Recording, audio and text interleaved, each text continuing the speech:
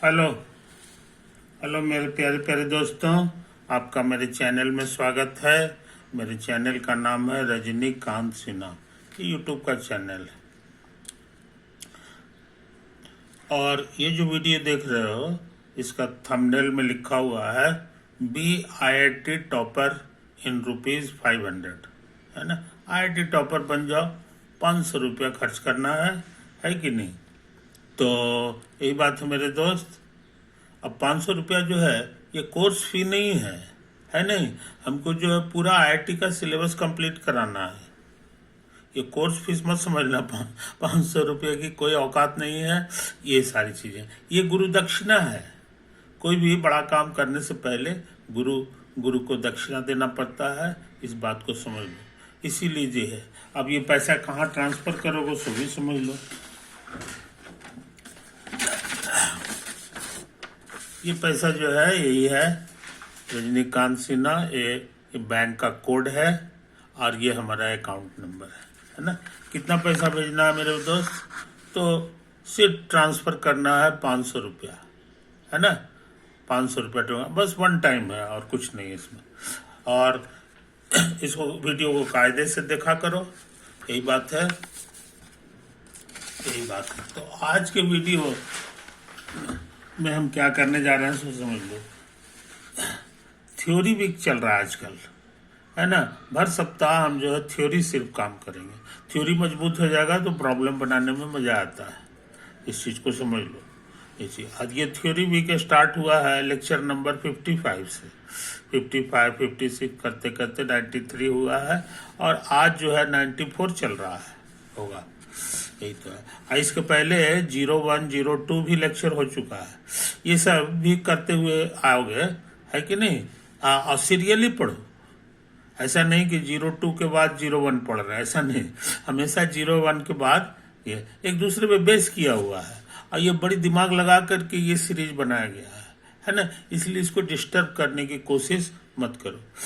समझे कि नहीं। अगर इसी तरह पढ़ोगे तो कहीं कोई बाधा नहीं आएगी। अब बहुत कम समय में सब कुछ खत्म हो जाएगा, ये चीज़ समझ लो। तो इसकी विशेषता यही है, यही चीज़ है। और बीच बीच से पढ़ोगे तो क्या होगा ना कि कभी समझ में आ जाएगा और कुछ बातें समझ में नहीं आएंगी। तो पढ़ाई के बीच गैप पैदा हो जाएगा और गैप पैदा होता है ना तो वो बहुत ख़राब चीज़ है। वो बहुत ख़राब चीज़ है, इसलिए गैप नहीं पैदा होना चाहिए मेरे दोस्त। यही चीज़ है, तो इसी ढंग से पढ़ो, यही चीज़। तो आज हमको लेक्चर 94 करना है। थ्योरी वीक चल रहा है। तो आज आगे बढ़ने से पहले हम एक आध क्वेश्चन जो है लिखना चाह रहे हैं और उसका आंसर भी खोजना चाह रहे हैं, है कि नहीं। क्वेश्चन लिखा हुआ है a balloon is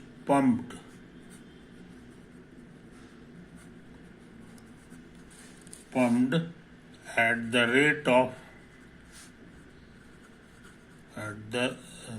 of a centimeter cube per minute. The rate of increase of its surface area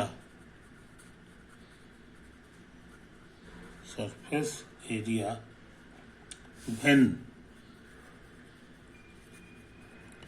the radius is b centimetre, है कि नहीं। ये है, इसकी 4 ऑप्शंस हैं। 4 ऑप्शंस हैं, लिखा हुआ है 2a² by b⁴ centimetre square पर minute,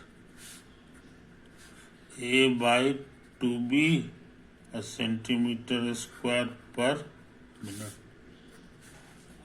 2a by b centimetre square, है ना, पर मिनट। और ये नन ऑफ दिस,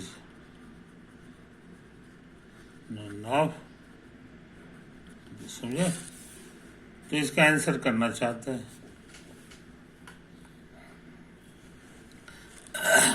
देखो यहाँ पर लिखा हुआ है रेट, तो रेट जो है लिखा हुआ है रेट बराबर ए सेंटीमीटर क्यूब पर मिनट। याद रहे, खाली सेंटीमीटर लेंथ होता है और सेंटीमीटर स्क्वायर एरिया होता है, और क्यूब जहाँ जाए तो ये इशारा कर रहा है वॉल्यूम की, है कि नहीं, और ये तुम्हारा इशारा कर रहा है टाइम का, है कि नहीं। तो ये तो इसलिए रेट ऑफ किस चीज का, तो ये यूनिट इशारा कर रहा है कि रेट ऑफ चेंज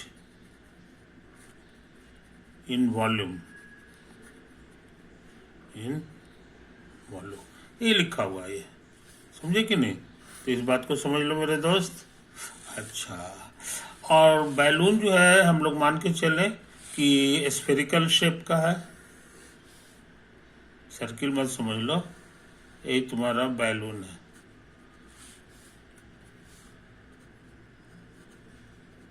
बैलून, इसका शेप है स्फेरिकल,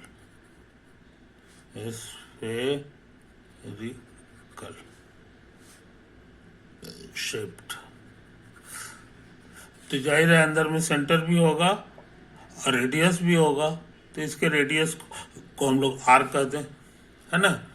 तो सरफेस एरिया का फॉर्मूला पढ़े होगे स्कूल में। सरफेस एरिया का फॉर्मूला होता था 4πr², गोला के लिए ये होता है। और वॉल्यूम का भी फॉर्मूला सीखे होगे, वो था 4/3 πr³।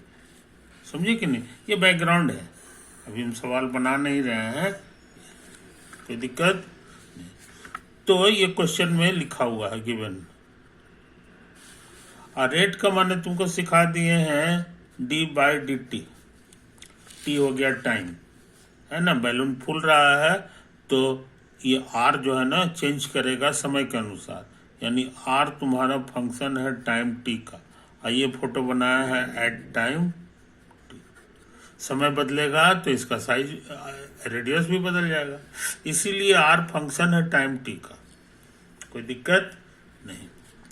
और यहाँ रेट ऑफ चेंज किस चीज का है, वॉल्यूम का है, ये वॉल्यूम लिखा हुआ।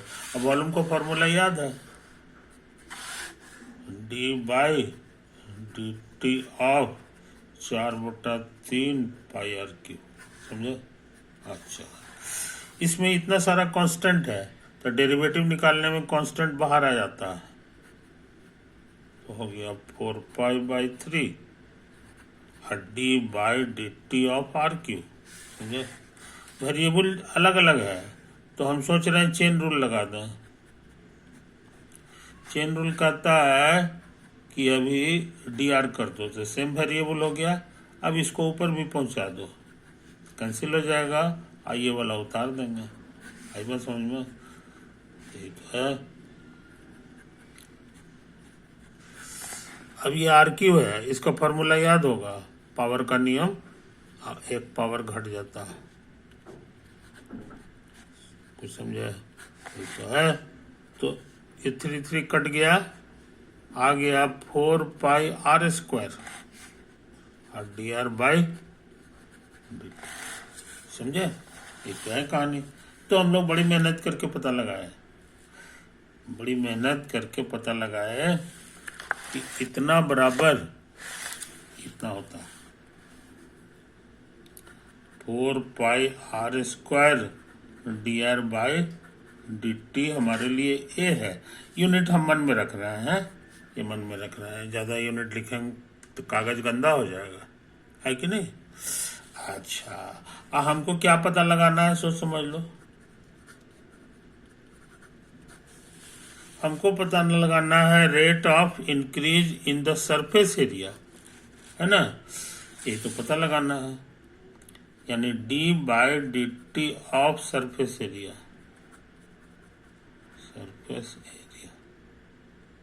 समझे, एरिया पता लगाना।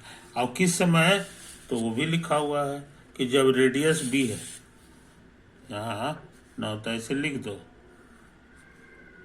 और यहाँ पे लिख दो कि जब रेडियस है b, यही हमको पता लगाना है।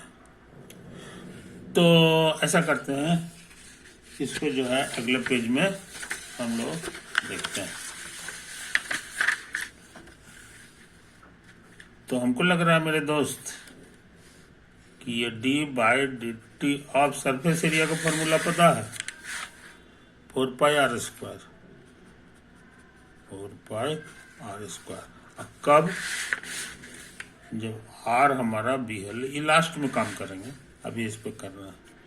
इसमें फिर वही ट्रिक लगाएंगे। 4π हमारे लिए इतना हो जाएगा, कांस्टेंट है, और ये हमारे लिए ऐसा हो जाएगा, समझो। अच्छा, अब यहाँ डिफरेंट वेरिएबल है, इसलिए चेन रूल लगाएंगे। तो चेन रूल कहता है ऐसे करो, इंटू dr/dt कर दो, समझे। और लास्ट में जो है r की जगह भी भर देंगे, समझे कि नहीं। अच्छा, ये आंसर 2r देता है, और इसको उतार दें, इसको उतार दें, लास्ट में r बराबर b भर देंगे। ये 4 दूना 8 पाई r हो गया, है कि नहीं। तो यही बात है। और dr/dt कितना होता है ये हम यहाँ से लिख देंगे, यहाँ से लिख देंगे। तो dr/dt हमारे लिए हो गया a/4πr², ये इधर आ जाएगा। तो a/4πr² आ गया। ये सारा काम कर लेंगे तो हमको r की जगह b भर देना है। तो ये कट गया मेरे यार, ये 2 हो गया। अब r से r कटेगा, तो 2/r आ गया, और लास्ट में भर देना है इतना। तो जल्दी से भर दो, समझे। ये तो आया है। और इसका यूनिट पूछोगे तो सरफेस एरिया का यूनिट हो जाएगा सेंटीमीटर²। अब पर यूनिट टाइम का यूनिट इसमें मीटर लिखा हुआ है, तो हम मीटर लिख देंगे। तो यही सही आंसर हुआ। ऑप्शन जरा चेक करो, मिल गया। ये देखो ये वाला है ना। तो इस तरह ये खतरनाक सवाल हम लोग बना लिए। कैसे बनता है इसको तुम बढ़िया से स्टडी कर लो। इस तरह का बहुत सवाल रहता है जो हम लोग को पूछा जाता है एग्जामिनेशन में। ओके, तो रेट ऑफ चेंज से संबंधित क्वेश्चन जो है कैसे बनता है इसी बहाने जान गए, है कि नहीं। अब सोचते हैं एक क्वेश्चन और ले लें एक क्वेश्चन और ले लें।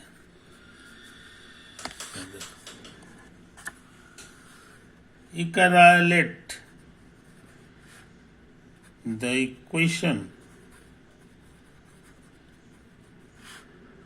of a curve x बराबर a into theta plus sine theta and y is equal to a into 1 minus cos theta. If theta changes at a constant rate,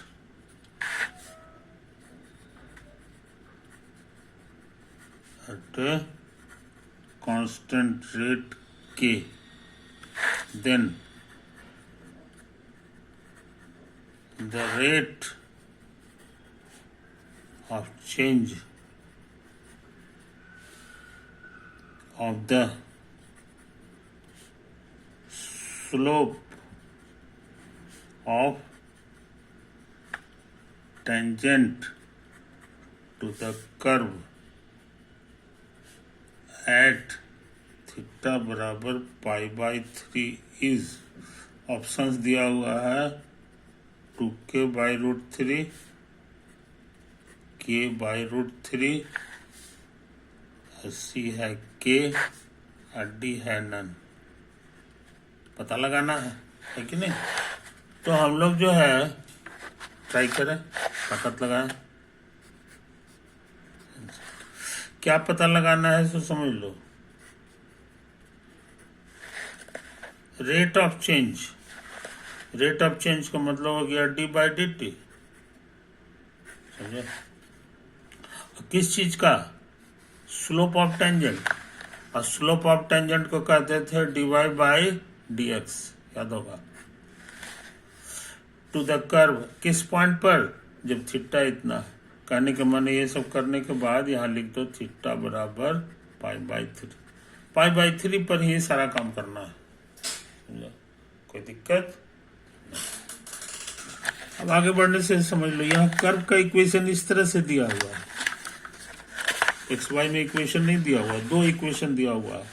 यहाँ बिना बताए हुए समझ लो कि theta is a parameter, theta is a parameter, लिखा हुआ नहीं है, मगर थीटा चेंज करेगा तो एक्स भी चेंज करेगा और वाई भी चेंज करेगा, तो हमारा कर्व का नक्शा बदलेगा, है कि नहीं? इसीलिए कर्व को ऐसे करके भी लिखा जाता है। तो ये जो इस टाइप का जो इक्वेशन होता है, इसी को पैरामेट्रिक इक्वेशन कहा जाता है।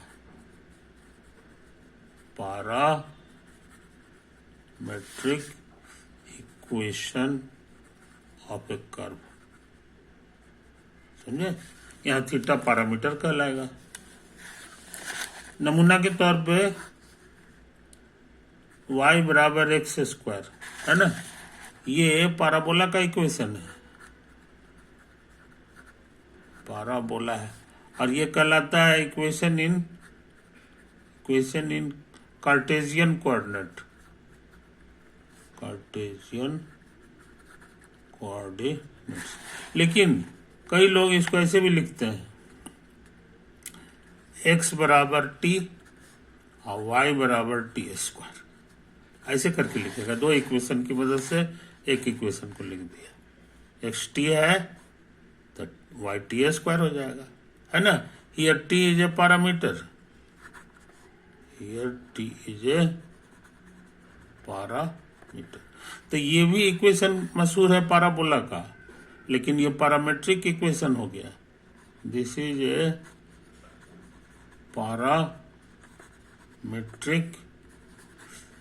Equation of parabola. तो पैरामेट्रिक इक्वेशन पर हम लोग को ध्यान देना चाहिए, इसलिए कि आगे चल के जितना तरह का भी इक्वेशंस है ना, जो कि तुमको पढ़ना है, जिसमें तुमको मास्टर होना है इंजीनियरिंग कॉलेज में भी, वो ज्यादातर तुमको ये मिलेगा, पैरामेट्रिक क्या मिलता है। इसीलिए पैरामेट्रिक पे मास्टर करना जरूरी है, समझे? तो यहाँ जो पैरामीटर है वो टी नहीं है बल्कि थीटा है, और टी हमेशा रिजर्व है इस चैप्टर में टाइम के लिए। ये हम लिखें चाहे ना लिखें, मगर टी फॉर टाइम होता है, क्योंकि रेट जो है यहाँ हमको टाइम के रेस्पेक्ट में ही निकालना है। अच्छा, अब ये खतरनाक चीज कैसे कैलकुलेट होगा सो समझो। सबसे पहले इस पे दिमाग लगा रहे हैं, समझे? तो हमको लगता है यहाँ पर इसको हम ऐसे लिख सकते हैं चेन रूल से, dy बाई डी एक्स, और इसको फिर ऊपर चढ़ा दो, ऊपर चढ़ा दो, तो इसका फॉर्मूला मिल गया। पैरामेट्रिक के केस में हम लोग के पास इसका फॉर्मूला हो गया dy बाई डी टी और dx बाई डी टी, समझे? कोई दिक्कत? तो ये बहुत इंपॉर्टेंट फॉर्मूला है। न्यूटन साहब को ये सिंबल पसंद नहीं था, वो और कम जगह लेना चाहते थे, तो लिख देते थे y डॉट, माथा पे डॉट, डॉट का मतलब हो गया डी बाई डी टी, है कि नहीं? और उसी तरह से एक्स डॉट हो गया, ये एक्स डॉट का माने डी बाई डी टी। तो देखने में आसानी है, लिखने में आसानी हो गया। तो डी बाई डी टी का पैरामेट्री में फॉर्मूला हो गया y dot by x dot, समझे कि नहीं? अच्छा, अब ये कैसे निकलेगा सो देखो, ये कैसे निकलेगा ये हम लोग को देखना है कि नहीं? देखते हैं कोशिश करके। y हमको दिया हुआ है क्वेश्चन में, है कि नहीं? ये तो t के रिस्पेक्ट में हो गया, और उसी तरह से एक और हो सकता है, क्योंकि y तुम्हारा जो है इतना है a into 1 minus cos theta, ये लिखा हुआ है कि नहीं? ये लिखा हुआ है। तो यहां से हम लोग डी बाई डी थीटा लगा दें, समझे। तो यहाँ डी बाई डी थीटा लिखोगे, हाँ ये हो गया इतना। अच्छा, ये डेरिवेटिव निकालना आसान है। कांस्टेंट बाहर आएगा और लिनियरिटी रूल से डी बाई डी थीटा सबके बगल में पहुंचेगा।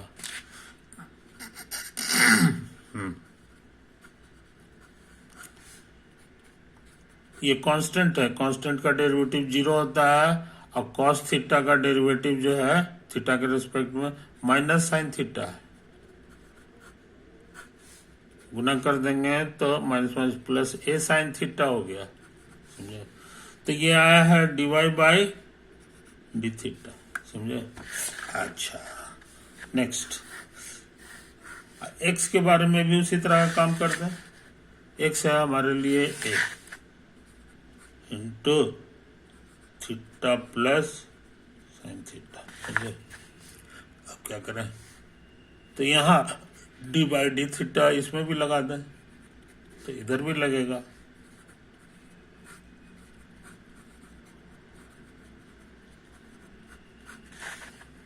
कांस्टेंट ए बाहर आ गया, लिनियरिटी रूल से सबके बगल में ये पहुंच जाएगा डी बाई डी थीटा। ये भी हो गया D by d theta of sine theta, कुछ समझे। ये सेम है, जो D by d x of x 1 होता था, उसी तरह ये भी 1 हो गया। इसका फॉर्मूला याद है, this is your cos theta, समझे। तो हमको मिल गया d x by d theta.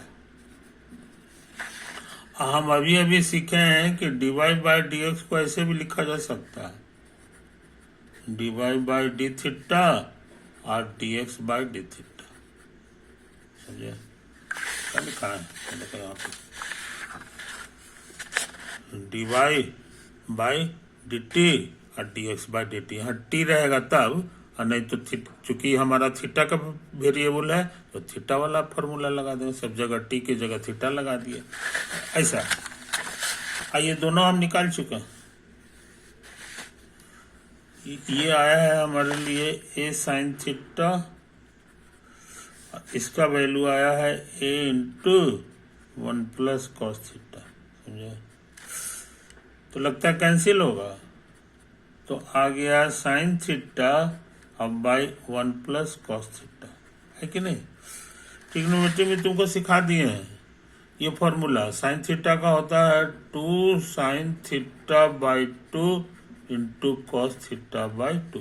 Theta by 2 में टूट गया, आई बात समझ में। ये तो है, इसको उतार दो,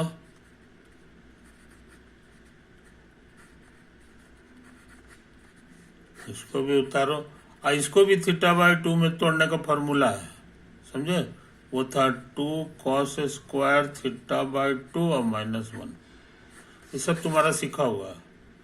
-1 वाला फॉर्मूला से ये कैंसिल हो जाएगा, तो बच गया 2 साइन थीटा बाई 2 और कॉस थीटा बाई 2, और नीचे हो गया 2 कॉस स्क्वायर और थीटा बाई 2। अब इसे काटोगे तो ये कट जाएगा, तो सिर्फ बचेगा कॉस थीटा बाई 2, और ये 2 भी कटेगा ऊपर नीचे। तो आंसर आ गया sine theta by 2 divided by cos theta by 2, और इसी को हम लोग बोलते हैं tan थीटा बाई 2, समझे। तो बड़ी मेहनत करके हम लोग क्या निकाले सो देख लो। यहाँ से काम शुरू किए थे और यहाँ पे आ गए। तो हम लोग सीखे जनाब कि d y by d x हमारे लिए है tan और थीटा बाई 2, है ना। भूलना नहीं चाहिए कि हमको निकालना क्या है। हाँ, काम तो हो गया, हमको यही निकालना था। तो देखो, हमको जो निकालना है वो यही है, इसमें थोड़ा सा काम कर दिए हैं। तो देखो d y by d x को वैल्यू ये वाला भर दो, है ना। सो रिक्वायर्ड वैल्यू बराबर d by d t of dy by d x जो हम निकाल चुके हैं, tan हाफ थीटा तो है। और फिर एक काम और कर देना, जब सब सवाल बन जाए तब अंत में ये लिख देना, थीटा की जगह पाई बाई 3, समझे? लास्ट में भरना है, शुरू में नहीं। अच्छा, अब यहाँ समझ लो, अब यहाँ एक चीज लिख दिया है जी कि theta changes at constant rate के, तो ये क्वेश्चन में दिया हुआ है। Rate of change in theta को ऐसे लिखेंगे, D by d t of theta, और ये कितना है ये लिख दिया है के है, और ये भी कह दिया है कि कांस्टेंट है। ये हम लोग बोलेंगे नहीं, मगर अपने से समझेंगे कि टी कांस्टेंट है, तो इसका नंबर स्टार दे दो। अच्छा, अब आ जाओ यहाँ पर, ये कैलकुलेट कर देंगे तो मेरा काम पूरा हो जाएगा। तो देखो यहाँ तेजी से काम कर रहे हैं, यहाँ हमको डिफ्रेंशिएट करना है इसको टी के रिस्पेक्ट में। तो यहाँ थीटा, तो हम लोग चेन रूल लगा देंगे ना, तो पहले ऐसे लिखा जाएगा, है ना, और फिर इसको गुना करना पड़ता है कितना से, ये जो था इसको ऊपर कर दो, हाँ ये ऐसे कर दो, है कि नहीं, ये हो गया। अब ये कट छट के ये चीज दे देगा। अब लास्ट में जो है थीटा की जगह पाई बाई 3 भरेंगे, है कि नहीं। ये कितना है ये शुरू में ही दे दिया है, कहता है के है, तो इसको हम जो तेजी से के लिख दें, तेजी से के लिख दें। तो देखते हैं अगले पेज में, अगले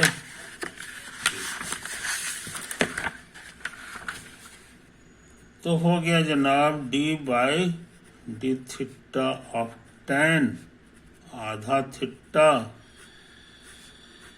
और ये है हमारा के, बस। और लास्ट में भर देना है थीटा की जगह पाई बाई 3, शुरू में नहीं। तो ये के तो हम किनारे कर लें, इधर कर लें, इसमें सोच रहे हैं चेन रूल लगा दें, तेजी से काम कर रहे हैं, है कि नहीं। तो पहले यहाँ थीटा है, यहाँ भी थीटा है, थीटे का फंक्शन है, तो तुमको सिखाएं चेन रूल में पहले एक फंक्शन का डेरिवेटिव निकालो। तो tan का डेरिवेटिव हम सिखा दिए थे, D by d x of tan square x, tan x, इसका फॉर्मूला होता था sec स्क्वायर एक्स, तो उसी हिसाब से tan का हो गया sec स्क्वायर, आई पूरा उतार देंगे, समझे, आ गया। अब इस पे उंगली रख लेते थे tan पे, बाकी बचा ये, इसका डेरिवेटिव निकालना पड़ता था, तो हम लोग आसानी से निकाल लेते थे, ये हो गया और थीटा का 1 हो जाता था, कांस्टेंट बाहर आ गया और थीटा का तो ये एक झटके में हम लोग निकाल चुके। अब हमारे पास रह गया थीटा की जगह पाई बाई 3 भरने का। पाई होता है हमारे लिए 180 डिग्री, 3 से भाग दोगे तुमको लगता है 60 डिग्री हो जाएगा जी, ये 60 डिग्री है। तो ये वाला कांस्टेंट को किनारे कर लो, तो k बाई 2 हो गया, है कि नहीं। ये 1 बाई कॉस स्क्वायर हो गया, कॉस स्क्वायर तो सेक हो गया, और थीटा की जगह हमको 60 डिग्री भर देना है। अब क्या करें, तो तुमको 60 नहीं, थीटा बाई 2 है जी, तो 60 हो गया बाई 2, तो ये 30 डिग्री हो गया।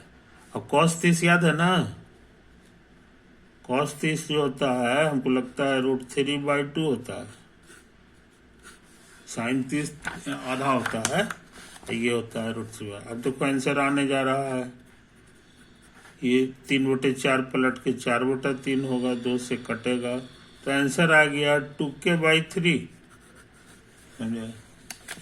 तो कैसे बना है ये तुम समझ रहे हो, 2k बाई 3 इसमें नहीं है